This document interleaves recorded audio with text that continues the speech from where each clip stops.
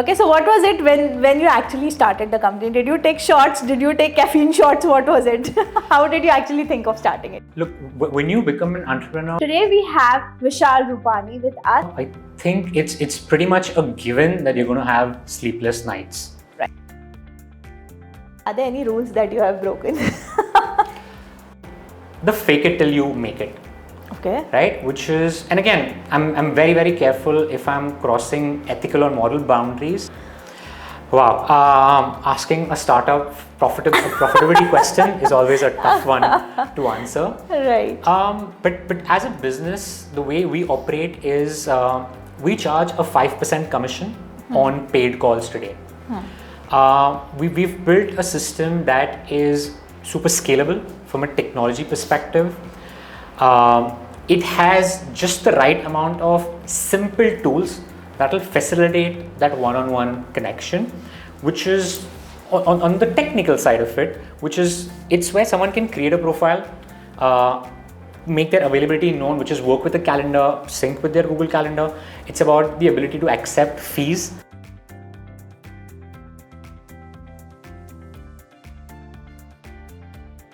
Welcome to Satyamanthan, yet another episode where we try to be more real, more raw about entrepreneurship. We want to bridge that gap between what is real entrepreneurship and what is the entrepreneurship that you see on movies, on media channels, or for example, on shows. So let's take it more deeper with today's guest. Today we have Vishal Rupani with us, who is going to unravel a lot of mysteries around advertising, around marketing, and around the modern day networking. So if you are someone who's interested into these aspects, make sure you subscribe to the channel, hit that follow button, move forward, share it with someone who would be interested to listen to this stuff forward, and don't miss to watch the full episode. So welcome to today's show, Vishal, and we're glad to have you here. Moving forward, with the first thought that comes to my mind when I see you is that the change or the dynamics that any entrepreneur has to face, right? You have faced it yourself in your own life once, twice. I mean, even I might not be knowing a lot of things right now, but definitely any entrepreneur in today's world, I think, has to be dynamic with the changes happening around. And I would like to start with the very first thought of when you started your first venture, what happened? How did you actually thought of building up such a venture? Because as far as I remember your story, as far as I have seen it, I see it from a perspective that you took that step to change the industry when the industry was all constant. Right? The advertising industry was all about the ads, the video ads, the TV ads, and all that kind of stuff, which were one-way kind of thing, where the companies were telling what they want to, but there was no one to listen to the customers, right? So how come you've come from that one-way to a two-way interactive ad system? What made you start your first venture? Great, thanks, Saakshi. Thank you for having me over for this.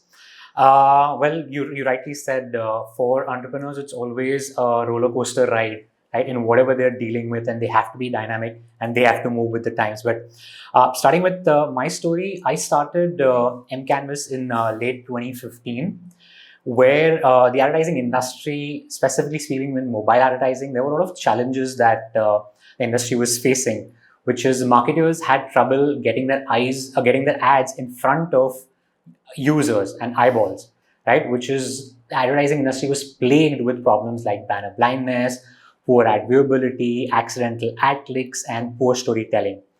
So that is something we thought we could change. And with MCanvas, that was my endeavor, and bringing about a big change in that space, converting ads from static, boring ads to richer, interactive, rich media ads, which should get people to talk to them. Our whole goal was, instead of having marketers identifying how do you bring the ad in front of the people, how do you make ads less boring, we changed that and said, how do you make ads unforgettable? How do you get people to love ads? So that's really how I got my start in the advertising industry in an entrepreneurial capacity. And an ecosystem of an ad marketplace is what I built back in 2015. Wow. So it comes from back in 2015. Good 10 years, a decade of journey as an entrepreneur, right? Okay. So what was it when you actually started the company? Did you take shots? Did you take caffeine shots? What was it? How did you actually think of starting it? Oh, wow.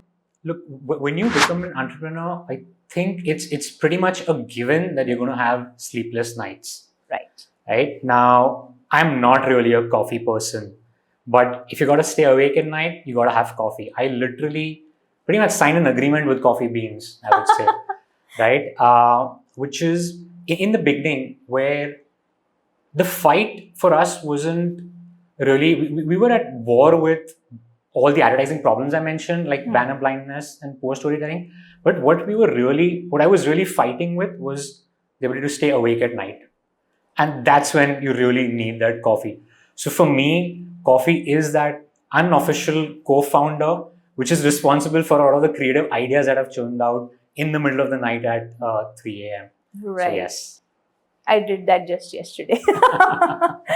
Okay. So moving forward, Vishal, I would like to understand that, how good is it to enter into a market that is already running on a pre-notion? Earlier everyone was like, every industry has a pre-notion, okay? And then there comes a specific one person or maybe a team or a company that breaks that notion and creates something new, right? Okay, so how tough is it to create this thing, or how easy it is for that matter? I don't think it's a matter of tough or easy until you've gotten into the space, right? The challenge lies in identifying the right problem statement, which is once you identify the problem statement, I think there's always room to disrupt it, right? Very simple example, most of us about 10, 12 years ago were on BlackBerry phones, right? BlackBerry Messenger was indispensable, Right. but we've all moved to a WhatsApp now. Who thought BlackBerry's market dominance could be disrupted? But WhatsApp made it simple, made it easy, and disrupted it. So I think there's always room to do something different, identify gaps in the industry, see if you have the skill set and the capability and more importantly the passion to solve that problem, right? I think if you can identify a problem, there will be 100 different ways you will be able to find solutions and try those one at a time and something will click. So to me, of course, if it's industry that's dominated by companies with deep pockets, definitely it's going to be harder. So you've got to find your niche in it. But there is always room. Right. Okay, so moving a little bit more on the advertising side. Okay, so now every user who's watching this right now will most kind of agree with me, because even I have been facing this issue recently, where we have entered into a social media advertising game, right? And moreover, on phones, yes, this is becoming very common. And with this, there is a term called as ad fatigue. Okay, whereas how much time should I see this ad? Sometimes you feel like even switching off your phone and keeping it at the side, right? I guess many of the viewers will agree with this on me. So I just want to understand that, is this problem real, and how we are going to, how can we cope up with this problem, or are we already trying to cope up with this issue? You bring up a very valid problem, and I think to me as well, ad fatigue is the number one problem that the industry needs to solve. While on the surface of it, it's not a technical problem, right? Like the other things I mentioned, the banner blindness, the viewability. Ad fatigue is the problem of plenty, right? Businesses are pouring a whole lot of money, but majority of that often is going towards showing the same ad to the same user multiple times. Yes, frequency is important, reach is important, but I think a little bit of creativity can go a long way, right? So instead of the industry repurposing a lot of what they do in other media, so a practice that I've seen changing over the last few years is earlier back in 2016, when I would work with brands, they would typically have me repurpose something that they were doing on TV or print or even with outdoor. They would say, hey, align your mobile ad creative based on what we're doing outside. But with time and with a lot of education, We were able to change that, and of course, the industry, other players in the industry were able to change that. And it's reached a point where now the evolved marketers, the evolved advertisers are thinking and specifically creating ad creatives that are interactive, that engage the user, and they don't slap on the same thing that was made for TV on mobile. Right? They're putting in the effort to make the ad interactive. They're putting in the effort to make something custom that is for mobile, that utilizes the native features of a phone, to make something that could get people to walk with an ad, talk to an ad, maybe jump to experience an ad. So while that is still changing, but the large majority of marketers, I would say, are still not putting in the effort of making something custom, something creative, something interactive. They're still doing run-of-the-mill ads, and they're focusing on, hey, let me just increase my frequency. If I show 100 ads of the same thing, same creative to the user, I think that will get me a conversion. I think that philosophy still needs to change, which is why people are now installing ad blockers and abandoning or finding creative ways to skip an ad or move past it. Right.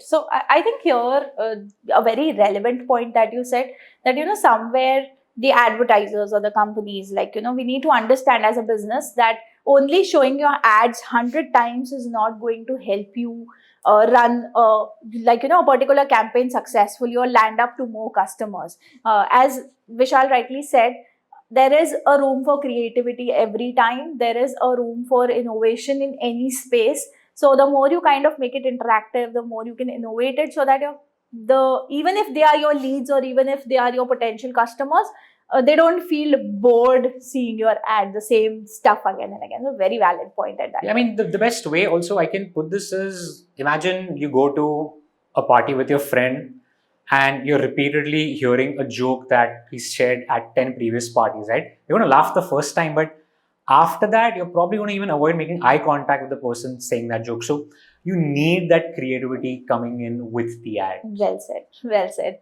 Okay, so I would like to move on now to the other side of your entrepreneurial journey, right? Which is developing, which is right now it is at a very good stage. I would just like to ask, like, for the viewers here, Vishal is now trying to build up a networking platform, not just a networking platform, but for people to connect, for people to get advices on, for people to get known to each other much more better, rather than just networking and sending cold messages. So again, a very softer form of marketing, I would say, of softer form of advertising yourself.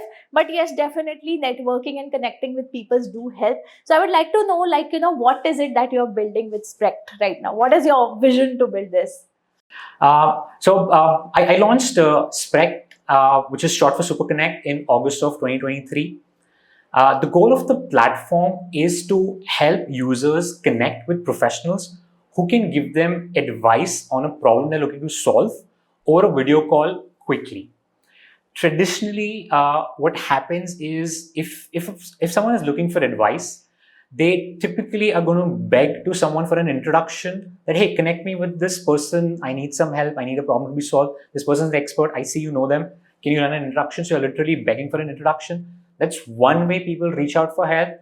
The other is you send connection requests, or you send cold emails, DMs on social platforms, and you endlessly keep waiting for replies, right? So that's a traditional way that people have been networking and reaching out to others for advice.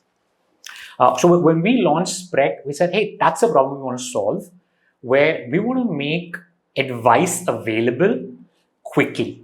We want to solve the problem of reach, right? Today, imagine a person sitting in a tier 2 town in India wants to reach a credible professional in Delhi, Mumbai. It's tough, right? Because often our networks are localized. We're likely to know people from our local geography. But if I want that one particular person who excels in that field, who's based in that other city, it's going to be hard to reach that, right?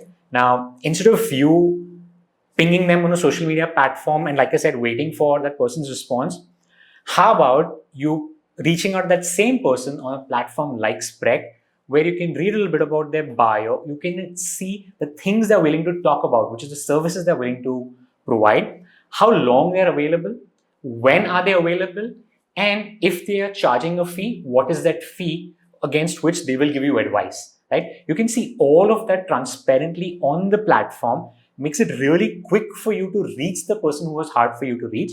Get a time on their calendar, book a call with them, and then meet at the scheduled time privately, right? So what would have earlier taken you days in terms of establishing that connect is now literally minutes or a few hours away, right? I go on the platform, find someone, see their schedule, see the services, book a free or a paid call with them depending on what they're offering, and then meet at the scheduled time once they've accepted the call. So it's super seamless. You're not begging for introductions anymore.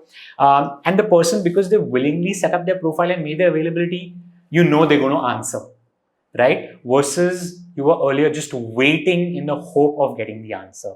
So that is what the platform is setting out to do, which is make that connection reachable quickly.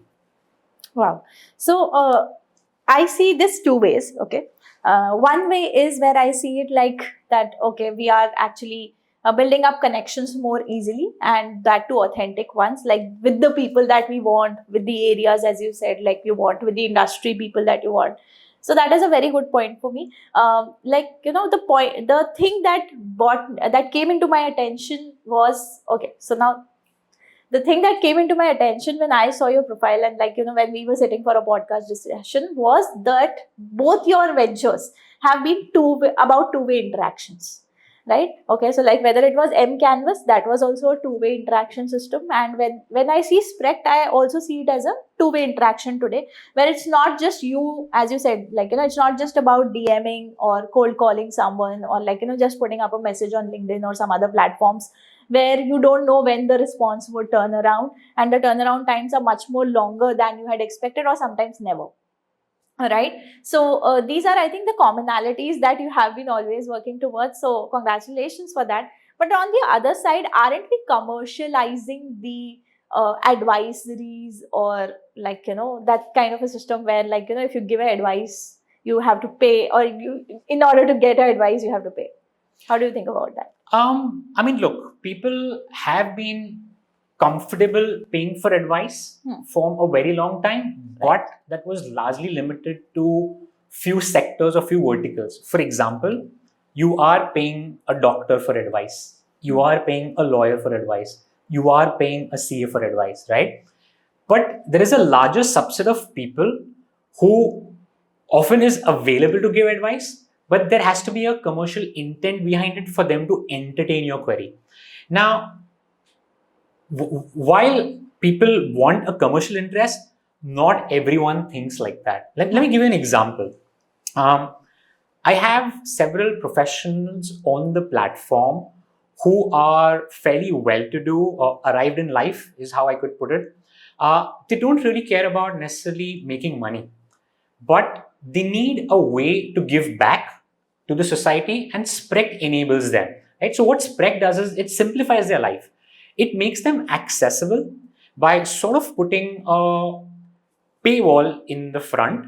Now that paywall could be let them charging, let's say, 100 rupee fee to consult, but the 100 rupees is redirected to a charity. Of course, they can offer a completely free call, a paid call, or the charity call, but they're making sure that the person on the other end finds that they're being valued, so that they're not ghosting them. And at the same time, the example I'm going back to is this person on the platform is available to uplift women and help women grow in their careers.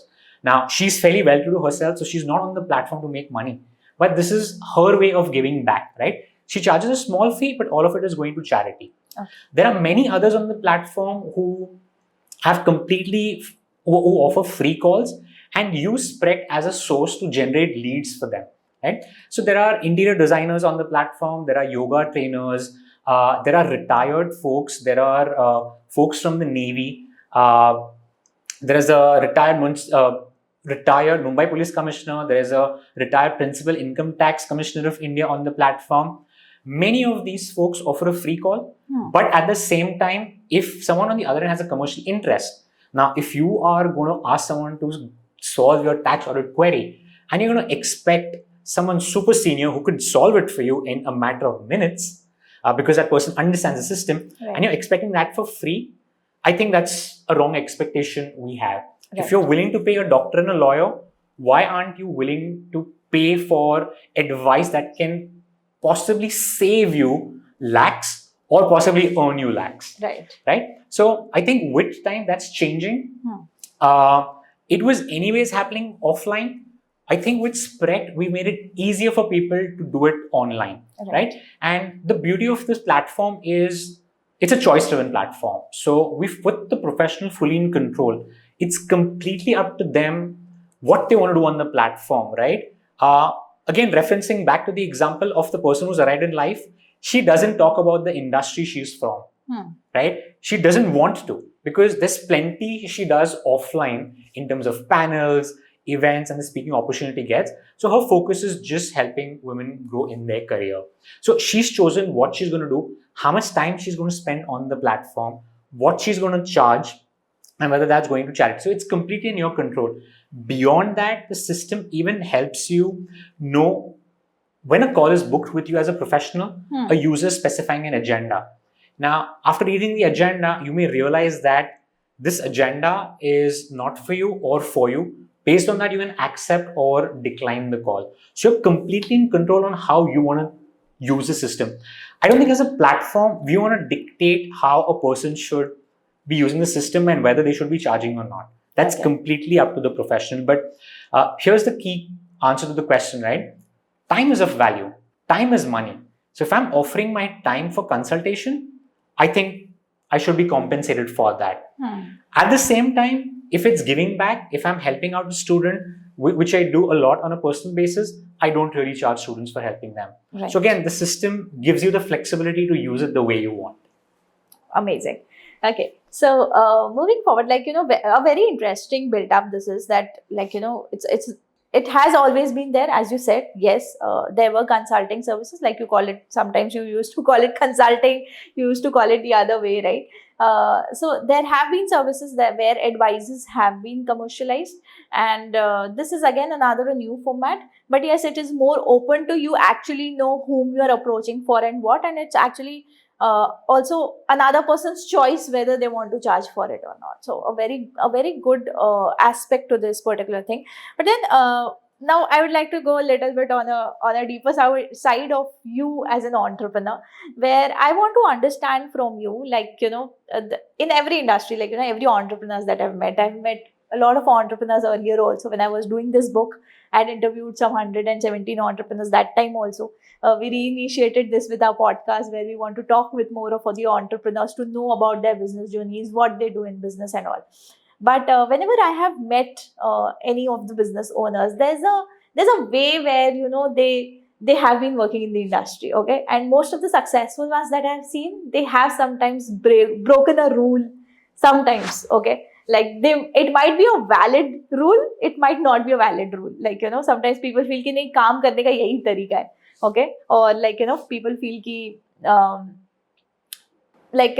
okay, now this is the industry standard, तो हमें इसी के हिसाब से चलना पड़ेगा. All those kind of things, right? But then there are people who go out of the way and do certain stuff and make themselves successful or make their company proud, right? Okay, so I would like to understand from you, are there any rules that you have broken?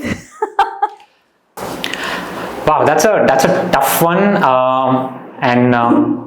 wow, I'm still thinking whether this should be going on camera or not. But I think as an entrepreneur, one of things that has worked for me is the fake it till you make it. Okay. Right, which is, and again, I'm very, very careful if I'm crossing ethical or moral boundaries, but without giving an example, which is very, very specific and can pinpoint something. I think the way I look at solving a problem is, can I approach the problem such that even if I don't have a complete solution for it, even if I have part of it, and without crossing those boundaries that I mentioned, can I convey that it's been taken care of? If that helps me get the foot in the door, and again, foot in the door can have very different meanings, right? It doesn't necessarily mean a sale, right? It could be opening an opportunity. It could be opening up a conversation. It could be access to something that I didn't have access to. If I can do that without it hurting someone and without crossing boundaries, I think that is something I'm open to, right? Which is I'm open to faking it a little bit and then making it, and that's unfortunately the harsh truth. That is sometimes needed to work with the systems that we are in today. Without that, I think it's just harder to grow. Nice way of working. I really appreciate that of you speaking the whole thing in front of camera, because I have seen a lot of entrepreneurs where, like, they come up, and like in the past episodes also it has just happened where, like, people tell me, okay, I was not looking forward to this, but this is not how industry works, and then I started moving towards it.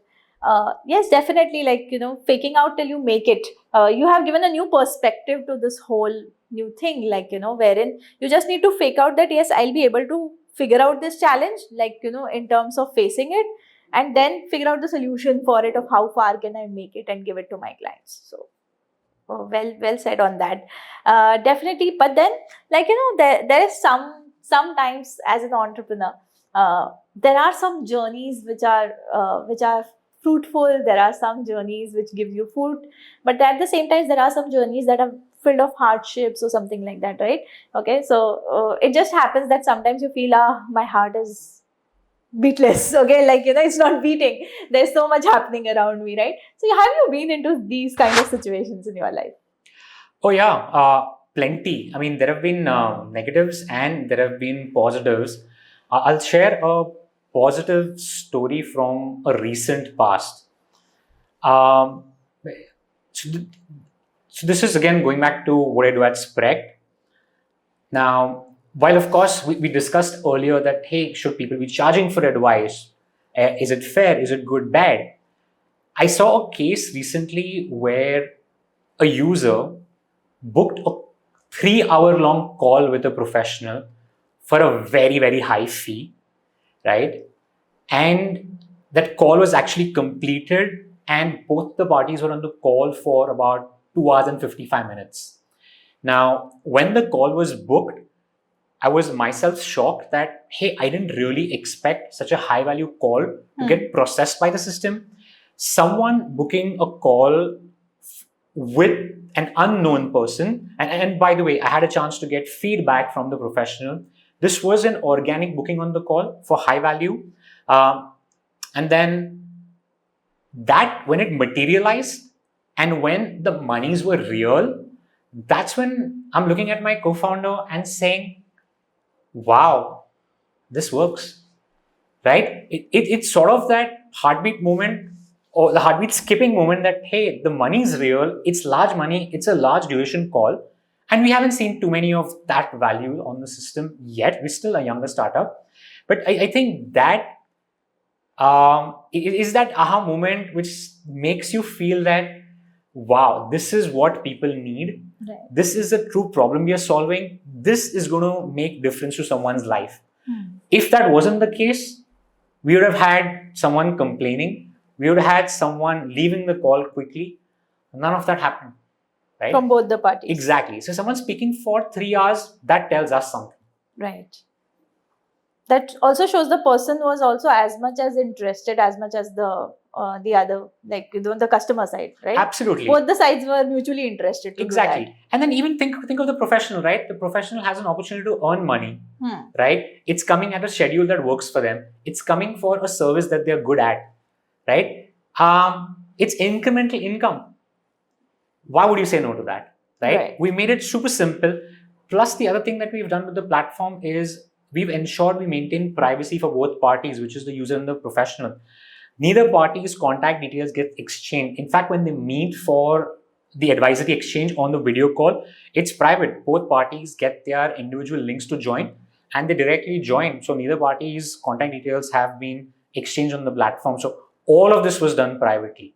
Again, this is something that's very useful for professionals like psychiatrists, doctors, or even high-end lawyers who don't really want their contact details floating out in the market. Right. That's right. So moving forward, Vishal, I would like to understand from you, like, as a business owner, there are many decisions that we take, right? Okay, now some are tough decisions, some are like, easy on the go way, right? Okay, but then most of the founders that I have seen, or most of the co-founders or the managing directors team, right? Okay, I have seen a way of making decisions for the business, right? Where like you usually refer either to the data or you prefer working with the teams or how, but then sometimes, the time of taking the decision is so critical in a business that you just have to do it. Like, you don't have any other option. Sometimes it just happens. And so what is the way that, like, how you take the business decisions on the fly? Like, what is it that makes you take, okay, now let me take this decision, we'll see later what happens? Has it happened with you ever? I think that could happen with every startup founder, right? You're constantly making tens of decisions based on what's on your table, right? As a founder, you are tackling problems in so many different areas: sales, marketing, operations, tech, HR, finance. There are so many of those. Now, how do you really make decisions? I think it's fairly straightforward for me. Um, there's pretty much one criteria to arrive at how I take that decision, which is, do I have the data or not? Do I have the time to get the data or not? If I have data, I think it's obvious I will spend time, look at the data, and make a data driven decision. Yeah. Right? Because I've seen in the past where I have not taken a data driven decision, where the data was available, I've fallen on my feet. Right? So I think I've learned a lot from my mistakes. So I know I'm stating the obvious, but many people think that, oh no, let me just go on gut. Right? But I think the data exists for a reason. And if you are able to analyze your data and take decisions based on that, I think there is no better way of decision making than that. Having said that, as a founder, you are often in circumstances where you don't have a lot of time, even if you have data. Or there are times you kind of want to do experiments and go against data, right? You go on gut. Because often, sorry, I shouldn't say often. I'd say there are times where data may not have the answer, especially when you're trying to solve a creative problem. Okay. Especially if you're trying to solve a problem that does not have a common answer. Right? Things which don't necessarily have a yes-no answer. Right? Things are not a binary. For those, you want to go on gut. Right? A simple example is if you're running a social media creative, right? Organic or paid. Yes, you're seeing what's happening outside. You're seeing what data is available. You know what color works. You probably know what fonts work. You know what kind of messaging work. But if you want that next viral idea, chances are you want to do something different, right? And try. Good chance you will fall. But if you don't take that risk, how will you know if something's becoming viral or not? So there are times you want to go with gut. You want to keep data aside completely and run an experiment. So it's a mix, and you take a decision based on your circumstance. That's good. So taking mixed decisions also like, teaches us that whether the decisions be slow or fast. Like sometimes if you're slow, yes, you can take your time to take those decisions, but sometimes when the decisions need to be on the fast track, I believe gut plays a role. Absolutely. Right? Okay. Yeah. Although I have been a data-driven person, even I personally feel that data tells a lot about how your business is going. Not only studying our own data, but also studying the competitors' data. But normally with the new gen business owners, the problem that I have seen is you're studying a lot about your competitors, but somewhere you fail to study your own data. And when you do that, the chances of failing increases much more because you were studying someone else's data. Like, uska ad kaise perform kiya, how much sales they made on the big billion day, okay? Or like, usne kitna increment diya to their team. Like, people come to me with these data points. I'm like, usne jitna bhi diya, like, tumne kya kiya? Like, what is it that you have been doing about it?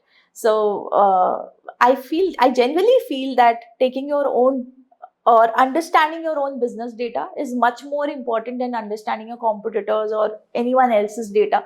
Yes, it plays a role in kind of market research, but then ultimately your data is the master of everything that you're doing. So thank you for that insight here. And moving forward, I think we'll go a little bit on the offside, where I would like to know more from you on how your story pivoted from Canvas to your Sprect. Because both of them I see in the different industries, I mean, kind of different industries, right? So, what made you stop with Canvas and what made you move with Sprect? Wow. I think there are some commonalities, which is both are marketplaces. One on the advertising side, where you're helping the advertisers and the publishers. Here you're helping consumers and professionals. So while those similarities exist as an industry, yes, it would qualify as completely different. One's in advertising, one's in e-commerce, right, or advisory services. I think the decision for me to make that switch was when we were in a meeting and someone said that, hey, we've cracked the problem with mobile ads, which is how we make them interactive. What's next? And I'm like, wow, I've spent about 5 years or plus doing some bit of that, specifically for mobile rich media ads. Is there something more to solve, or do I really want to solve the next big problem statement, right? And for me, I think Sprect is that next big problem statement where I want to make a difference to people's lives, right? I want to get people connected, not from an arbitrary perspective of, oh, I have 1 million connections. No, I want to make meaningful connections, right? Which is something that can change a person's life. Which is, when I was growing up, I personally had a lot of challenges reaching out to right people, right? And I know there are many people who lack resources, right? But are talented. What if I could get them that professional who could make a difference to their life, right? And it could be a life-changing experience for them. So that's how I jumped onto Sprect. And here we are today. Wow, that builds up a lot of excitement to try this platform, right? And I would request everyone, like, if you would like to connect with a lot of people, I think it's a platform worth to try for. And definitely, like, now moving on a little bit on the technical side of the businesses. So every model has its own pros and cons. And the way I see Sprect right now is you're building a commission kind of a model for your business, right? So I just want to understand that, like, what brings you profits when you work with such a model in a business, and how sooner is it? Like, if there is someone new into a commission-based business model, how sooner can you move towards a profitable state? Wow, asking a startup profitability question is always a tough one to answer. Right. But as a business, the way we operate is we charge a 5% commission on paid calls today. We've built a system that is super scalable from a technology perspective. It has just the right amount of simple tools that will facilitate that one-on-one connection, which is on the technical side of it, it's where someone can create a profile, make their availability known, which is work with the calendar, sync with their Google Calendar. It's about the ability to accept fees. It's about, from a user's perspective, the ability to find professionals, and then the video platform part of it, which is where you exchange thoughts, right? Now, we've put some of these pieces together, and we've made it super simple for users to use the platform. Now, what this does is, this, of course, on one end, keeps our costs low, which is what enables us to charge a lower commission, right? Okay. Which is just a 5% commission. To put this in perspective, globally, similar models that operate charge anywhere between 15 to 30%, right? And we are just at a 5% mark, where our objective is to play the volume game and not the margin game. Okay. Right? Given that we've started from India, I would love to extend your phone book from maybe a few thousand contacts to 1 billion contacts, right? So I have 1 billion people to connect with another 1 billion people. So operating at low margins definitely helps. Of course, that increases the path to profitability. Right. But when you play with high volumes, profitability is expected to follow. At least that's the vision that we are working with. That's the projections that we're working with. Right. I don't think profitability as such is a large challenge for a business which is in the marketplace.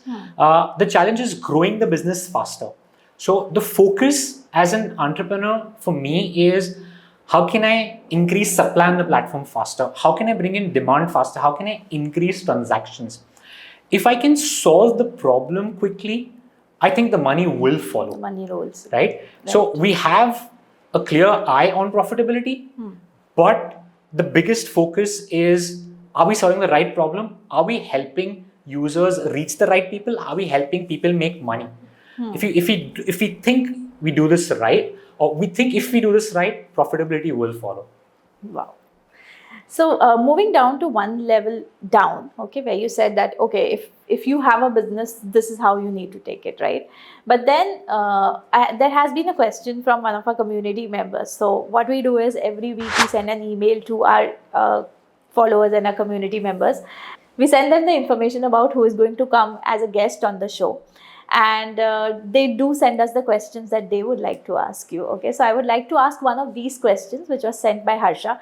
So Harsha has a problem that she's just entering into a digital space, a marketing space, which is like already quite filled with a lot of agencies around and stuff like that, right? Okay, so she has a question as to how she can enter into a space and make her own space in that crowded area. Like as an industry, agencies, these days are very much crowded, right? So what would be your advice on this particular aspect? Wow, it's a very interesting question, Harsha. Yeah. Right. I think there are two things to pay attention to, in my opinion, especially when you're starting something off, which is, are you solving a problem that needs to be solved? And second, your storytelling, right? I'll quote this back to what I do at SPRD, which is, are you solving a problem that needs to be solved? I think that's been evidently clear that reaching the right people is hard. So that's a problem that was waiting to be solved, and we've taken a step in that direction. So as an entrepreneur, for Harsha and the others, don't solve a problem that necessarily you think is a problem. Find out if the users really think of that as a problem, right? So finding the right problem statement is hard. Make sure you focused on that and you've done enough research to know that that is a real problem. That's one. Second piece is storytelling. Getting your company's story right, getting your product's story right is hard, right? And while I have done a lot of storytelling with mobile ads for hundreds of brands in the past, it's still incredibly hard for me to get my storytelling right for SPRD, right? Because often when you're in the business, you are biased, right? You have a certain perspective, you have a certain direction that you see the business in.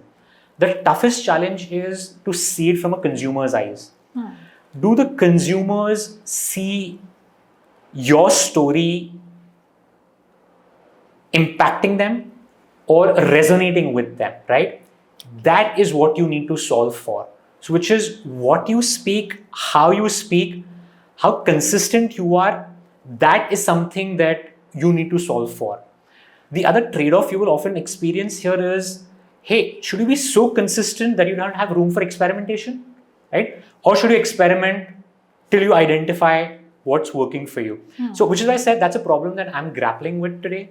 To an extent, I have a story that I take out to the market, but I'm always in two minds. Hey, should I try this as well? What if this resonates more? So getting your consumer insights right is something I would recommend young founders, new founders to focus on. Wow. I think, Harsha, you've got a beautiful advice from Vishal. right? Try implementing that and do let us know how it works for you to enter in a crowded space like advertising and agency business.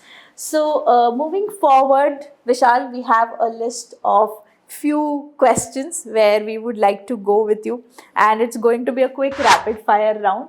Okay, so I'll take a quick look on the questions here so that it becomes easy for both of us. Okay, so here's a quick rapid fire for you. The first question being, which is the brand that you would love to work with? Wow, a brand that I would love to work with, that would be a Tesla. Ah, okay. Yeah, I know That's Elon's amazing. a tough person, Elon is but a tough I'm sure person. that'll be a lot of fun if I get an opportunity to work with Tesla. I hope this video reaches Elon. Okay, your favorite guilty pleasure snack during all-nighters?